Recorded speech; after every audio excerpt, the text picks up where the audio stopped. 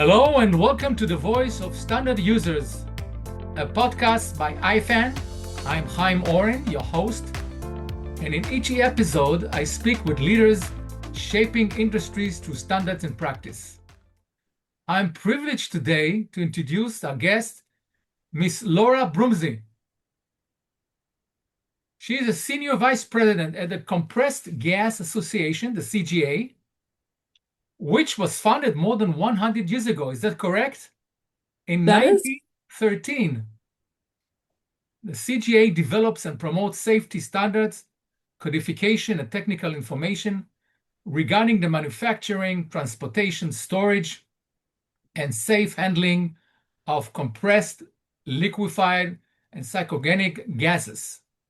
Laura has more than 18 years of experience in the industrial gases sector, where she has built a reputation for advancing safety through standard development and industry collaboration. Laura deeply engaged in broader standards community, serving in the board of directors of the Society for Standardization Professionals, the SES, and contributing to several American National Standards Institute initiatives.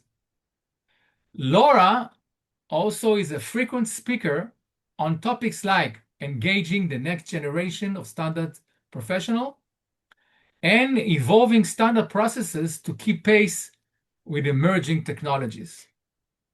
And here are three interesting facts about Laura. The first one, she didn't actually set out to work at standards. Wow, that's a surprise. It was a 2008 economic slowdown, and a Craigslist ad led her to CGA. What a coincidence.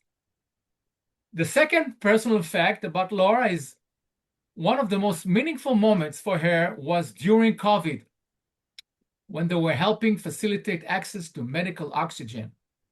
It really showed her that even though standards work is often behind the scene, it has really a significant impact. And last but not least, on a more personal note, she admits that she genuinely enjoys digging into details, especially if it involves complex data and spreadsheets. And she said, and I quote, "That's kind of my happy place." So Laura, welcome to IFAN Voice of Standard Users podcast. Thank you so much. I'm so happy to be here with you today. I appreciate the opportunity. Great. So let's start. Could you tell us how you first become involved in standards in the industrial gases and medical sector? Absolutely. So you mentioned in my introduction, I kind of stumbled into standards a little unexpectedly. Early in my career during the 2008 downturn, I was looking for something stable and came across a role at the Compressed Gas Association. I didn't know anything about industrial gases or standards at the time, but it quickly hooked me because of how tangible the impact of standards are. Mm, I remember sitting in one of my early technical committee meetings and listening to a presentation on a major safety incident that had taken place. And what really struck me in that moment was the clear responsibility the presenting company felt to share this information with their competitors to make sure no other person was subjected to that same risk. And afterward, the technical committee immediately convened to determine what standards needed to be developed or revised to address the learnings from that incident. And so it was clear from very early in my role at CGA that our industry felt passionately about advancing safety and sharing learnings with each other. And that made me feel good about the work I was doing then and is a huge part of why I've stayed with CGA for more than 18 years. 18 years, great. So for our listeners that aren't familiar with this industrial and medical gases sector, could you please explain what role standards play in ensuring safety and reliability in your sector? Absolutely. So this is a really unique industry, and I still explain to my family, I think on an almost daily basis, what the industrial gases industry actually Yeah, the is. name sounds mystical. Yeah. Yeah. So just at a very basic level, the industrial, medical, food, and specialty gases industry is about producing and delivering gases that people and businesses rely on every day, often without even realizing it. Hmm. A lot of people like to say that gases are the invisible ingredient. of society. And there are a lot of gases that people are familiar with if you dig into it a little bit. So most people are familiar with oxygen, which you might think of in a hospital setting, helping Right. patients breathe. We've got carbon dioxide, which puts the fizz in your soda or your other beverages, Oh, and right. Yes. helium, of course, which people know from balloons. And those are all part of our industry. We address over 60 gases in our publications and the work that we do. So that's Oh, just a small example, but those are usually ones that people recognize. And so, what our industry does is take these gases, produce them at scale, store them safely, and deliver them where they're needed, whether that's to a hospital, a manufacturing plant, a food processor, or research lab. And standards really are the backbone of safety in our industry. We're dealing with gases that can be high pressure or flammable or critical for patient right. care. And so, consistency really matters. And the way I like to think about it is standards are the things that you don't notice when they're working, but you definitely would notice if they weren't there. So for us, Mm, it might be a right. cylinder that you see being delivered to a hospital or a bulk storage Exactly. tank at an industrial site. You know that there's always a whole framework behind that vessel and the gas in it, making sure that it's safe and reliable. Very interesting. So, can you share with us a practical example where standards directly improve safety or operational performance in your sector? Absolutely. And you touched on this a bit in the introduction here, but I'll dive a little deeper. An example that I think is really relatable for everyone was the COVID-19 crisis. During that Mm, time, we saw a skyrocketing demand for medical oxygen.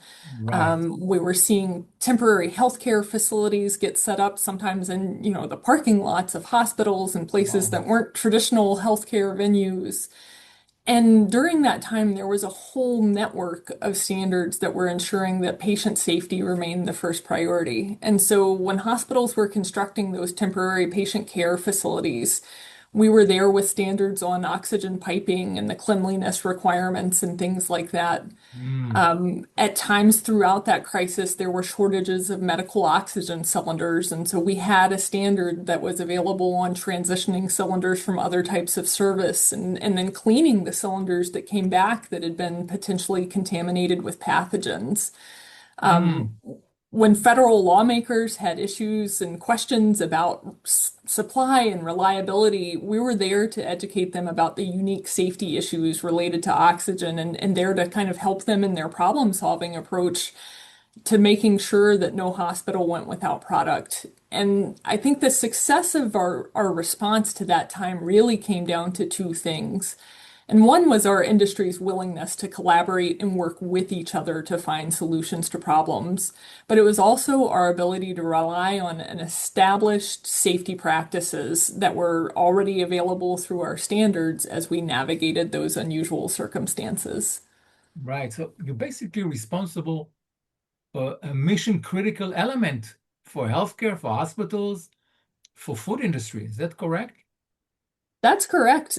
We provide a lot of mission critical gases, and I think, a lot of people hear, for instance, carbon dioxide, and they think about the negative parts of it, like global Mm, warming and some of the environmental impacts. But carbon dioxide plays a role in many medical settings. It's used a right. lot in food preparation and preservation, and so there are a lot of these gases that are woven into our day-to-day life that we don't even Mm, realize are out there. right. We're not aware of that. Okay, so let's move on. What makes collaboration between users, industry experts, and standards developers so important in your sector?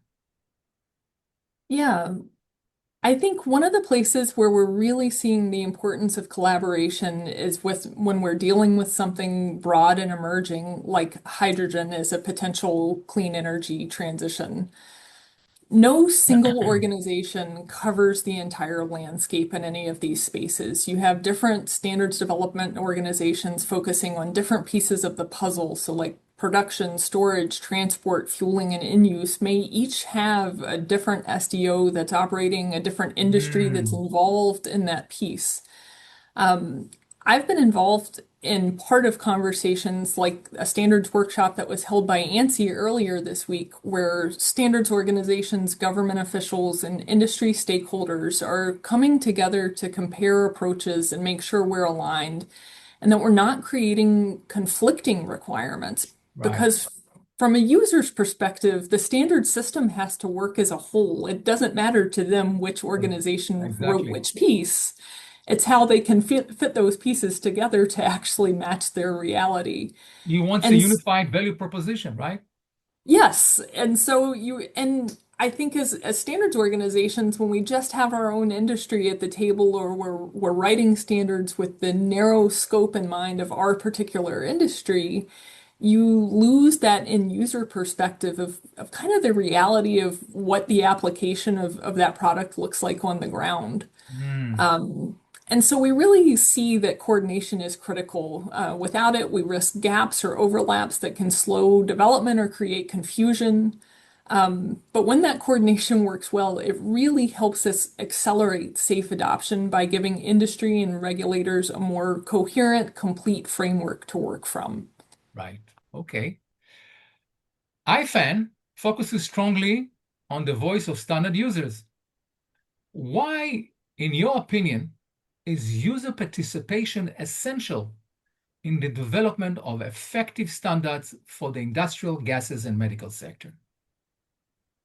I think that having users involved, especially as our gases get closer and closer to that end user, is so important. You know, for a long time, our industry was kind of this niche industry. A lot of our products were used in industrial settings by people who were familiar with the risks and hazards. But now we have things like hydrogen that are, you know, in some states it's being pumped into passenger cars as a fuel or Right. maybe coming through your utility gas pipeline. And so having users involved, they're the ones who are living with the implications of those standards every day. Right. And so they're often the first to spot what works and what doesn't. And so if their voices aren't in the room, we risk creating something that looks good on paper, but is really difficult to implement in Mm, practice. I think a good example for us is our work on a CGA standard called G2.1, which covers the storage and handling of anhydrous ammonia. My membership is largely industrial, so we have really strong expertise in manufacturing and large scale operations. But ammonia is also widely used in agriculture, especially as a fertilizer. And so mm, in that case, it was really important to bring agricultural users into that conversation. I remember discussions where requirements that made perfect sense from an industrial perspective needed to be rethought for a farming environment where right. conditions are different or resources might be more Mm, limited. Operations are often more mobile or seasonal. Their input really helped us clarify the language, adjust the expectations, and make sure that that standard was usable in the field and not just technically correct. And I think that's just one example of the value of user participation. And it really does ground the work in reality and ultimately makes the standard more effective and safer. great. So let's dig deeper. What barriers prevent more companies or professionals from participating in standards activities today? I think there are a lot of barriers to participation from time and resources to people's perspectives of whether they're the right person to participate, to convincing management or whoever may be approving that cost process of the value of being at the table. The biggest issue that we see regularly impacting standards participation are time and resource constraints. Right. So standards work can be a really slow process, and it I can be see. Yeah. really challenging to get people engaged when they don't see an immediate return. Mm, These subject matter experts often have higher priority demands from their day jobs. You know, not surprising that their bosses want them to do some company work too. And so Participating in that standards work is expensive, not only from a travel and accommodation perspective, but in terms of time away from the office and their core duties. Right. I think that the companies that are participating in standards work effectively think of it as part of their business strategy, but we can't Mm, ignore the resource load that this work places on them. And it's critical that we as standards organizations continue to evolve our work processes to allow for more autonomous participation and to focus on participant resources on the parts of the work that really benefit from human engagement. So really focusing the meeting time on the pieces that need conversation or need debate, and figuring out how we can allow more flexible input in other parts of the work process. right. I think another issue is that I hear people say, I'm just not sure I'm the right person to be at that table. And there's this perception that everybody involved in standards development has to be this senior subject matter expert in their Right. field. And I think the reality is we need a wide range of perspectives, not just the most senior or most technical voices. Our standards get used by people who are new to the industry or unfamiliar with gases. And so for us, having a fresh set of eyes on our content is closer to that user type and make sure that our content is digestible for them too. The other piece of this is that participating in standards work is such a fantastic opportunity to learn from the people who are those leading subject matter experts in their fields. And so I always encourage people to get engaged, and to really dive into that process, even if they don't feel like they're that SME at the table. Right. You have spoken a lot about evolving standards processes. What changes are needed to keep standards development aligned with the rapidly changing industries and technologies in today's hyper-change environment? This is a dangerous question because I think I could do a monologue on this one alone. So I'm going to try and keep my comments brief here. I think the most important thing is that we have to figure out how to be more agile without compromising the rigor of the Mm, consensus-driven process. And it's a tricky balance because standards have traditionally been very deliberate, these time strict consuming. Yeah. consensus processes. Yeah, and that takes time. Uh, but the pace of innovation today doesn't always wait for that. And so there are a few things that I think we need to think about. I really think we have to look at how to shorten development and update cycles. How could Mm, we jumpstart content development instead of having a committee start with a blank page? Is that a role for AI? Instead of thinking of a exactly. standard as something that gets revised every 5 or 10 years, do we move more towards continuous maintenance? Can Mm, we define when a standard is mature enough not to undergo routine revision and take up resources, both in terms of the work needed to revise it and the work needed to ingest it into the companies? Um, we also, I think, need to think about standards in a more modular way. Instead of these very large documents, we could break things into more focused pieces and make it easier to update specific areas without having mm, to reopen a massive document. And that would make the whole system more responsive. Another important shift is earlier engagement. A lot of times standards are reactive. We're following the industry. Technology develops and then standards come in afterward to formalize practices. But that puts us in the position of being kind of in the back seat and often being delayed for what an industry needs.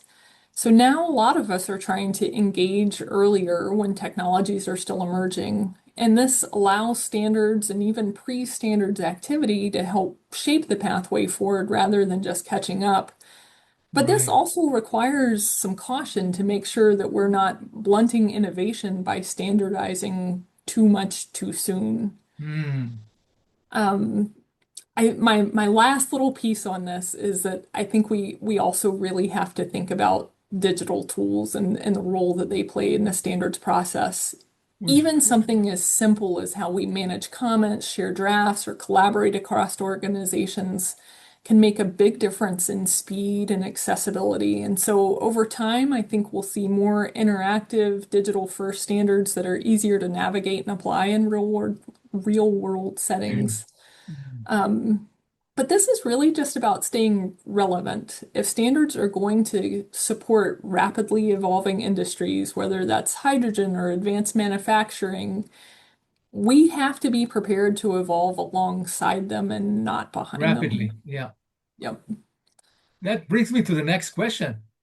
How are digital transformation and AI influencing standard development today?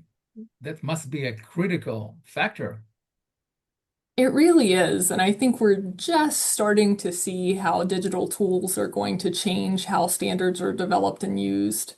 Internally for us, even simple things like managing comments or comparing drafts across documents is Mm. becoming more efficient with digital tools. And I think looking ahead, AI will help us identify patterns or gaps we might miss manually. So I think there's that aspect of the behind the scenes work that goes on in the standards program. Some of the editorial work and things like that will become easier. I really do think, though, that AI is going to fundamentally change the way standards are written and consumed. There are already commercially available products that help users parse through codes and standards to find the exact requirements that apply to their Of course. scenarios. Yeah. And my standards are often 40 pages long. And Wow. so Okay. I have to think about how does that content need to change if it's going to be drilled down to a list of 12 requirements? How do we still share the critical context around those requirements without Mm. bogging down a user who is now looking for a concise piece of information? And how do I need to adapt the data attached to my standards to help make sure those AI tools are getting the right answers? As standards organizations, we have a tendency to be more conservative on the adoption of technologies. There are some standards organizations that are very progressive and some that are really, really conservative and restrictive. And I like to think we're somewhere in the middle. But I think as a community, we're going to have to resist the urge to respond defensively to AI. And I know the concerns. I lose a lot of sleep myself thinking about protecting our intellectual property and wondering Right. about the what ifs of AI getting a critical safety issue wrong. But at the end of the day, my job is working with our members and our standards users to understand how their needs are changing. So understanding how they are applying AI to our standards and what they want to be able to do in the future and facilitating changes to the way we deliver our standards to better support them. I think we have to figure out how to work effectively with AI rather than throwing Exactly. up our hands and trying Mhm. to push back. Very challenging.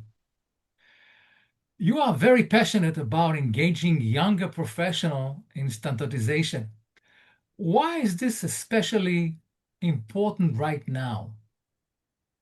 Yeah, in our industry, and I think a lot of technical industries, we're at a really important inflection point. We have a Mm. lot of experienced professionals starting to retire. And at the same time, we have this rapid evolution of some of our industries. So, in thinking about the importance of engaging the next generation, I obviously have a pretty selfish interest. Maintaining a pipeline of experts and other contributors at the table in our standards work is critical to my business. Without committee members at the table, my current work model Right. fails. But I think the bigger implication of getting young people involved in standards work is giving them the opportunity to learn from the generation before them. Um, you hear a lot of people say that standards are written in blood or standards are history lessons, and that's true. Just like my early memory that I talked about earlier of committee meetings, a lot of the requirements in our standards are written because something bad happened or something bad almost happened. Right. Yes. If the next generation isn't in the room when these standards are being written, they don't know the basis for why that seemingly annoying requirement exists. Why does this gas have to be separated from these other gases? And that puts the industry at risk and creates the potential for having to relearn some of those extremely hard lessons. And I think that is Mm, really the point, at least for us, that's most important about getting this generation involved. And I've had the chance to work with younger professionals. We have a Young and Emerging Professionals Committee. And I think what's really encouraging is how quickly they are bringing value and new perspective to the conversations that we're having. And in every aspect, from the technical issues that we're dealing with on our committees to suggestions for new ways of collaborating or different technologies that we should be thinking about, they really have gotten engaged and involved in the decision and the discussion in a meaningful way quickly. And once they see the impact they can have, they tend to get engaged and stay in that standards process. right. Well, we are nearing the end of this very exciting podcast, and I would like to ask you, Laura, what gives you the optimism about the future of standards community? I think there's a growing recognition of how essential standards are, especially as we tackle big challenges like the energy transition.